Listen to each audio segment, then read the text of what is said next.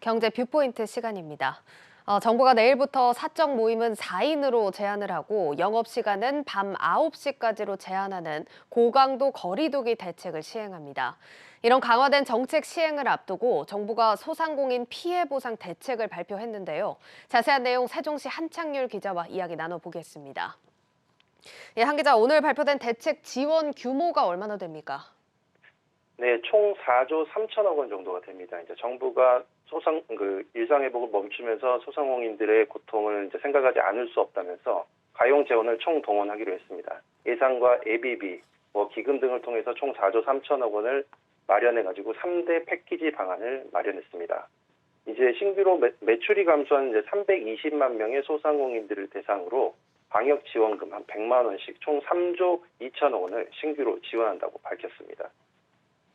예, 참 이런 상황이 반복적으로 벌어지다 보니까 소상공인 반발도 또 무시할 수 없는 상황인 것 네. 같은데, 자, 그렇다면 현금 지원 100만 원씩을 받는 소상공인들 이 대상은 어떻게 선정이 됩니까? 네, 기존의 손실보상 대상 업종이었던 90여만 곳과 이제 손실보상 대상 업종이 아니었던 여행업이나 공연업 등 230만여 곳이 대상이 됩니다. 여기에다가 이제 사적 모임을 통해 가지고 하더라도 방역 패스가 있어야 하기 때문에 방역 물품에 대한 부담도 있습니다. 이런 부담을 줄여주기 위해서 현물로 한 10만 원 가량의 방역 물품을 같이 지원하기로 했습니다.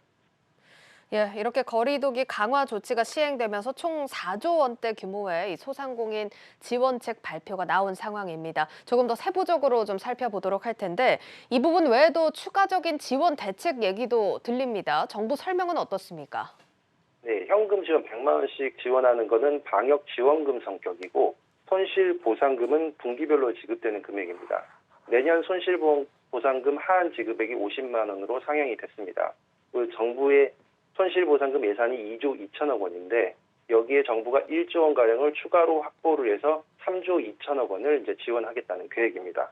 따라서 기존 손실보상 대상이 아니었던 미용업이나 키즈카페 등 인원시설 이용 제한 업종 12만여 곳이 손실보상 신규로 포함이 돼서 손실보상을 받게 될 전망입니다. 여기다가 저금리 지원 1%로 2천만 원까지 지원해 줄 수 있는 금융상품하고 문화체육시설 등에 사용할 수 있는 이제 바우처도 빠르게 시행한다고 밝혔습니다. 예, 그러면 피해 보상 지원 시기나 이 대상 업체 선정에 대한 좀 구체적인 일정이 나왔습니까? 네, 일단 현금 100만 원 지원은 다음 주에 1차로 지원 대상을 선정을 한다고 합니다. 그리고 온라인 신청 시스템을 통해서 지원을 받고 올해 안에 지급하는 게 목표입니다. 이제 손실보상금 대상 지원은 손실보상 대상 확대에 따른 시행령 개정이 필요하기 때문에 1월 중으로 시행령 개정을 완료를 하고 내년 2월에 올해 4분기 손실보상 집행을 진행하도록 준비하겠다고 설명을 했습니다. 예, 이렇게 지원책은 발표가 됐습니다만 그렇다 하더라도 소상공인들 피해 우려는 여전한 상황이고 더 나아가서 우리 내수 시장에 이 거리두기 강화가 영향을 미칠 거다 이런 우려가 나오고 있지 않습니까? 네, 그렇습니다. 이제 기획재정부가 매월 우리나라 경제 동향 그린북을 발표를 하는데요. 이제 12월 그린북이 오늘 나왔습니다. 오늘 나온 거기 그린북 내용을 보면 사회적 거리두기 강화로 내수 영향에 우려가 된다라는 표현을 다시 사용하게 됐습니다. 11월 그린북에는 위드 코로나를 통해서 내수 개선이 나타날 것이다 이렇게 전망을 했는데 방역 조치 강화로 한 달 만에 내수 영향 우려로 소비 심리가 위축될 것이다 이렇게 다시 내다본 것입니다.